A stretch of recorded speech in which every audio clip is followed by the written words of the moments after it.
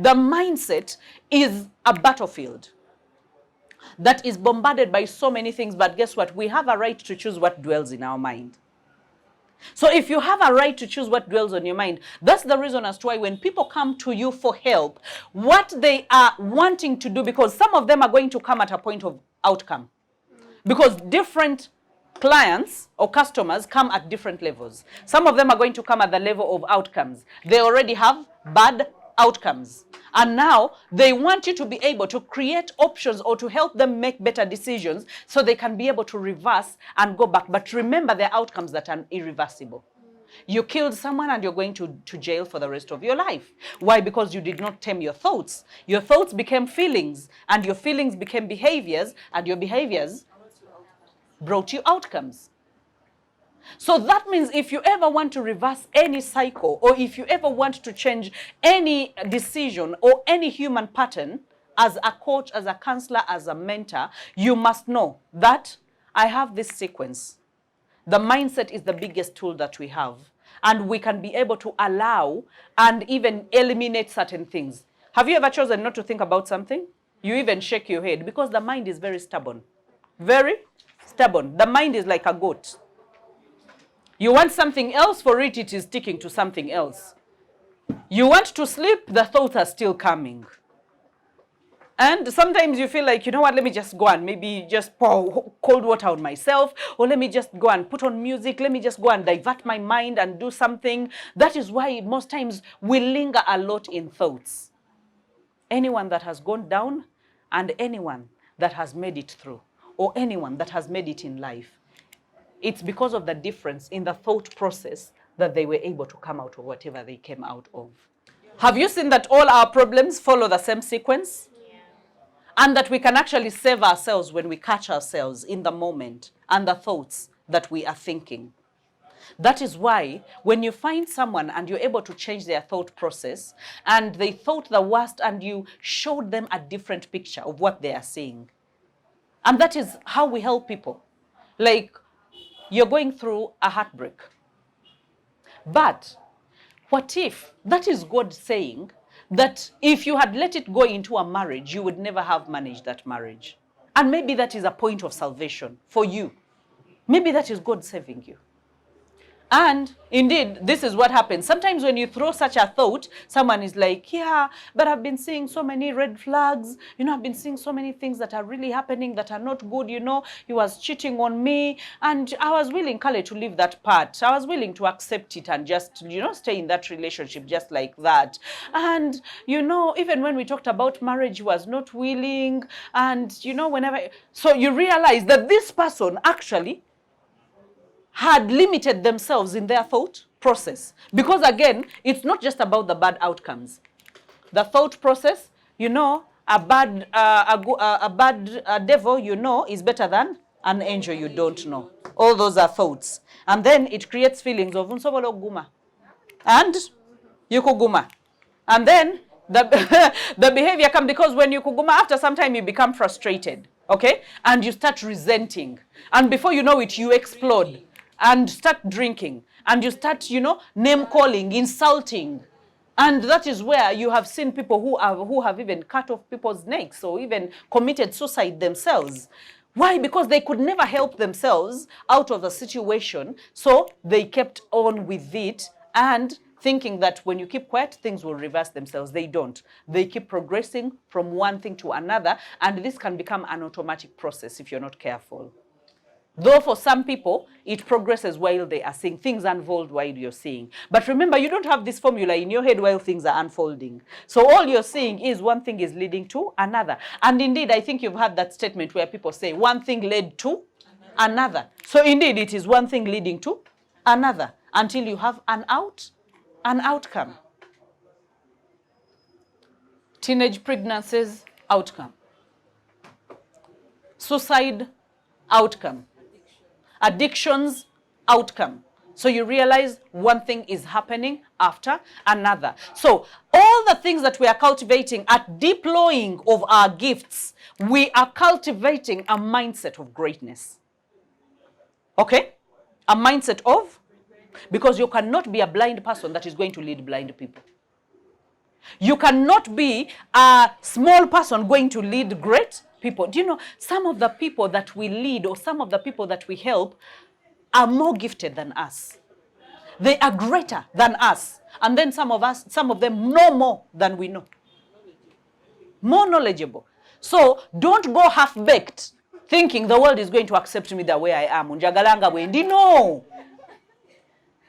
Don't dare go out there half-baked. Make sure that when you put your foot in front, at least you know, yes, it's a starting point. Yes, I am not perfect, but again, I'm not half-baked. Okay? But again, I have a starting point, and that is why we are here. So I want you to take this seriously. When we talk about cultivating the character trait, self-control is one of them. Because we are human beings. Before we help anyone, we help ourselves. Because what others go through, we also go through. When others are going through bad relationships, we are going through bad relationships. When others are going through addiction, yes, we are also going through addictions. And it doesn't mean that you should be free of everything and you're the angel on earth and then you're helping others. That will never happen.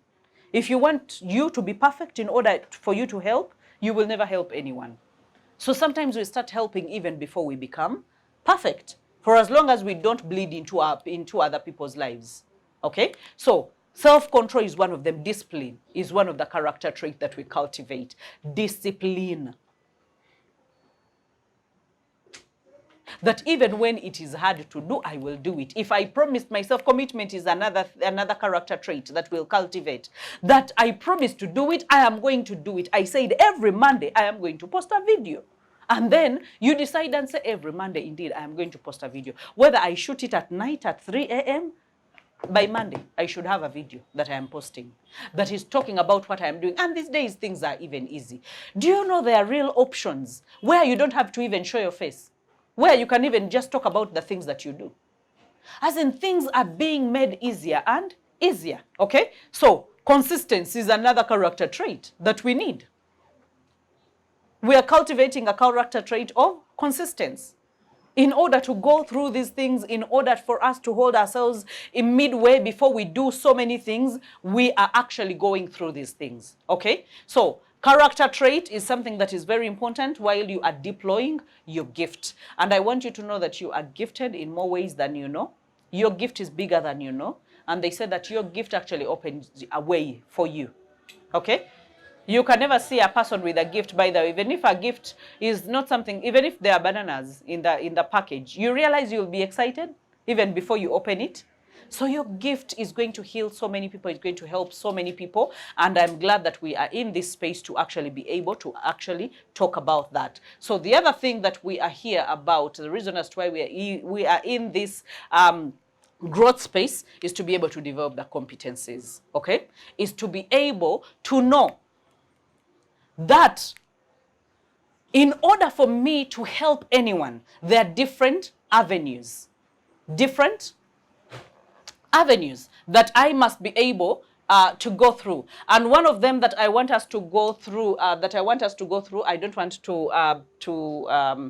to be able to do this, but it is what I call the DSP. That is the last one we're talking about tonight, okay? That is a model of helping people out there. Okay, because part of the competences that we have to have a criteria through which we help people. And now when we come to this, we have the desire, the D is the desire, okay? The desire. And then we have what we call the solution. And then we have what we call the packaging. Okay, so for everyone that is going to come at you, because we have to have different packages and how we are going to help people. Some of you are going to help people one-on-one. You meet someone and you talk about their issues, okay? Some of you, and as you take this journey, you will discover that, by the way, there are things that you will enjoy more than others, okay? And others, it will be group setting, that you enjoy doing group coaching. That everyone, there are people that have addictions, I am going to bring them in a group, and then we are going to share about addictions. That is more like group coaching, okay? And then some of you are going to discover that, by the way, you enjoy doing courses, creating courses for people to actually go through this course and be able to acquire the kind of help that they need. But in order for you to know the kind of packaging that you need, Okay? You have to be able to know, what do your clients actually desire? What do the people that come to you for help, what do they desire? What do they want? Yes, they have pain. Yes, they have questions. They have lack of clarity. What do they want? In this case, maybe they want to bring up children that are God-fearing, children that are smart, and children that are winning in the world. Okay? So they have that desire of having a holistic family. They have a desire of having a good relationship. They have a desire of healing from a heartbreak, or they have a desire of healing from narcissistic abuse. Number two, then you come up with a solution, because you as an expert, as a coach, as a mentor, now you know what they need to do or the steps that they need to take. I'll give an example where we are right now. The desire in so many people that come to me for mentorship is they want to find clarity about their calling. They want to find their purpose. They want to monetize their passion. Okay? That is the desire. So the solution was for me to take them step by step of the journey that I have walked, and even give you more than I did myself, and to be able to shorten this journey. That is the solution I am offering. And the packaging, the medium that I am using to deliver this solution is a group setting. I have people that I do mentorship with one-on-one. That is more expensive. When I come here in a group setting, you realize that we are building each other. We're giving examples that build each other, and then we get to see others that are running their race, and we get to say, when I'm behind. You know, this is not a competition, but we are challenged by what others are doing. So you realize that now you know the desire of your clients. You have formulated a solution, and that solution can be like going through the 6 modules. Maybe you're like, okay, this person needs to learn to time management. This person needs to learn about priorities. This person needs to learn about when it comes to children. This person needs to learn about maybe money management, personal financial management. So you realize that this is the desire my clients have, and these are the things that they need. So I can be able to make a course of 6 modules, okay? And then I can be able to sell it to them in a group setting, or I can be able to sit one-on-one and sit with them. And then there's what we call intensives, where it is just a weekend, for example, like tomorrow, what I am doing with the boys' garage and girls' garage. You realize that this is an incentive, a one-day intensive, that they're going to come morning to evening, do that, and they're going to learn from multiple people, and they're going to go away with a lot of knowledge, and they're going to go away and try to implement that knowledge. So that is an intensive. That what should have been a course that takes like a month, now it has been put down, narrowed down into one day, and people are going to go away with value. They pay, they get their value, they go ahead and do whatever they need to do. Okay? So soon we are going to talk about the packaging, the different packaging, because then we need to know the mediums through which we help people. And then we're going to concretize the solutions. I know by now you know a bit of what your people need and what you can do to help them. But to be able to concretize it step by step, that this is something I can take you through. Here what we are used to do is the counseling and the coaching, where we have to start from scratch every time. But that is when you are too versatile and too all-rounder. But the moment you are niching down and you have a particular thing that you're working on, you realize that you can have the same module applied to so many people. So many of you went to universities, but maybe you learned the same things that people 10 years before you learned, right? So that is what we call a curriculum. That is what we call modules, and that is what can even be applied even in the coaching arena or helping people. So you realize when we talk about competencies, this is a competence. It's a skill that you learn. The character traits, we broke them down, and now you know what the character traits are and what we can actually do about the character traits. All right? Okay. Anyone with a question? I know that if we choose to keep going, we might as well spend a night here. Okay, when we were breaking down the H3s, Mm. but then we went ahead to, after that, the head, heart, and hands, Mm. we went ahead to, to list the mindset, situation, Yeah. thoughts, feelings. I wanted to know whether, that was intended to go on ahead, or you were just like bringing it all down that involves in the H3s. Okay. No, now when it comes to this, okay, this is the sequence. The head controls the mindset, and everything here happens in the mindset. The outcome, yes, we see. The behavior is tangible, The but you feelings. realize the feelings, yes, still in the mindset because they are still. You realize that all this is actually happening.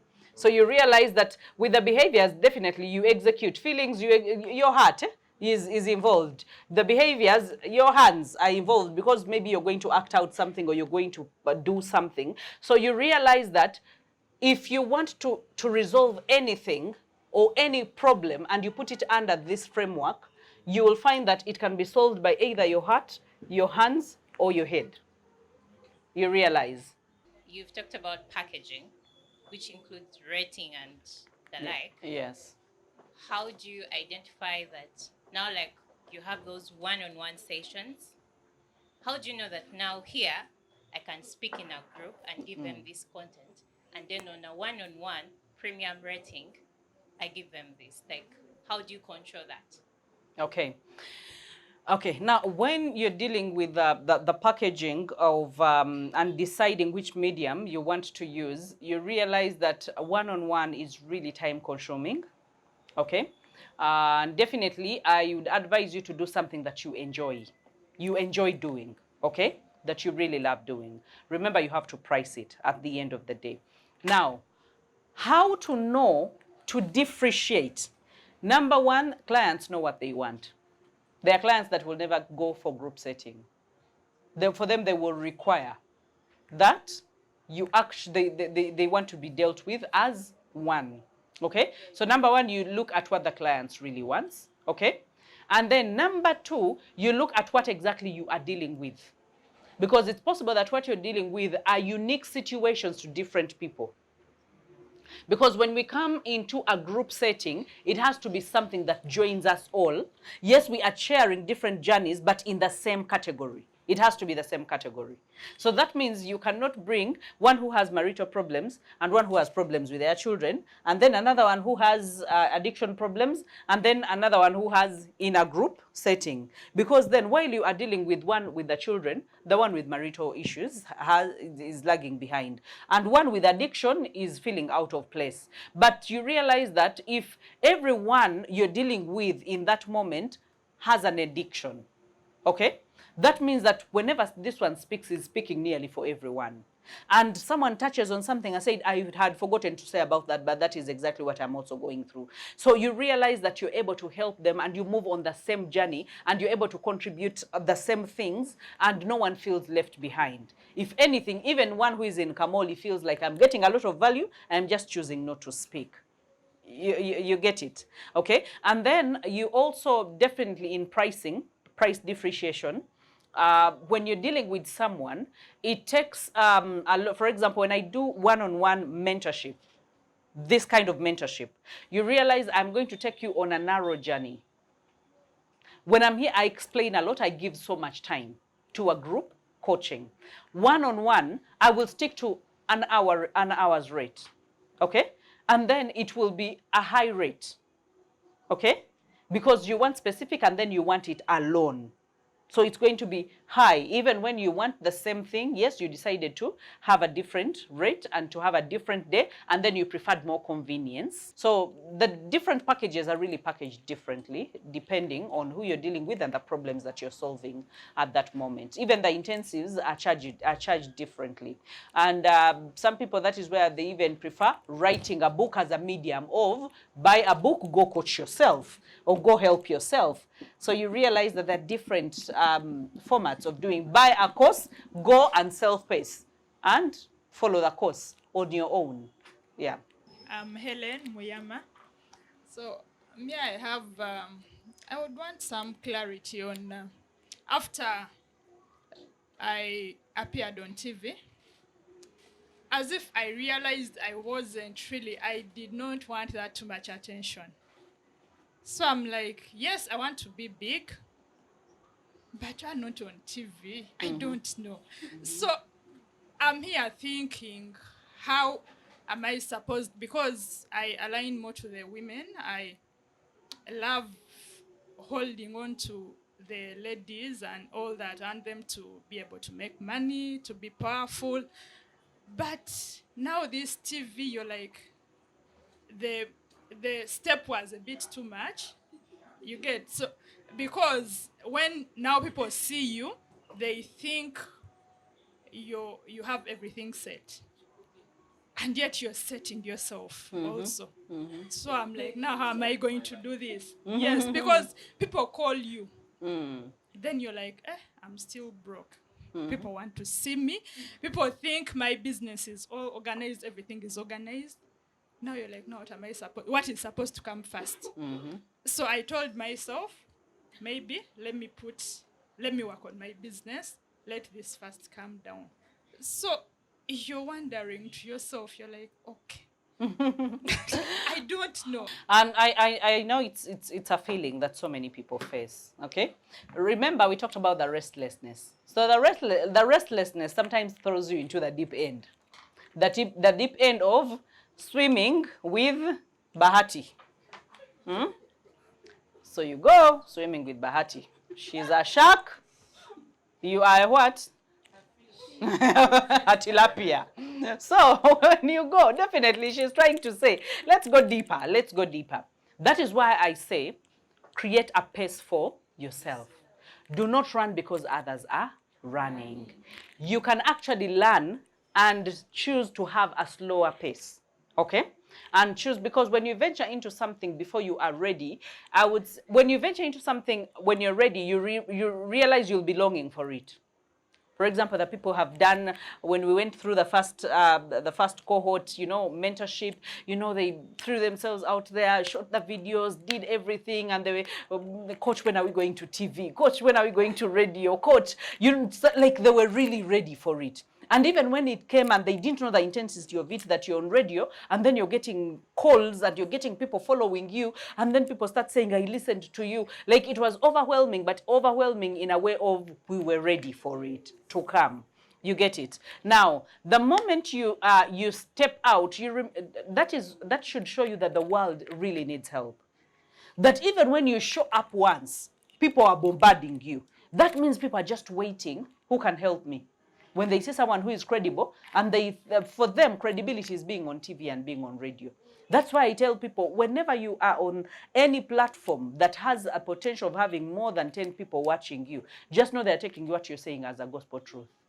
So while you're dilly-dallying and you're thinking, I am just saying just for them, they are writing. For them, they are going to activate whatever you are telling them. So better be serious. So if you feel you are not yet in a place where I need to plunge myself there, and you will never be ready. So now I'm speaking in two categories. It's possible you're just scared. You get it? And it's okay. It's normal. And it's possible that you're just not ready for it. Okay, I'm thinking, or you're not prepared enough for it. I'm thinking my privacy. Now you pass. Sometimes someone passed that office and they actually stopped. They're like, coach. Like, no, like, I'm like, okay, I don't have privacy. Welcome People to the club. Yes. Welcome to the club where you have nowhere to hide. So now that I'm thinking, do I want to be without privacy? I don't know. But what are you doing with your privacy? No. The thing is, I think you cannot light a candle and hide it under the bed. You can't. If you're supposed to be a people helper, go help people. Look for where they are. That is where you see people bizindalo preaching the gospel, parks where they're looking for where people are. So even us, if we want to help, we strategically position ourselves. So just go step by step.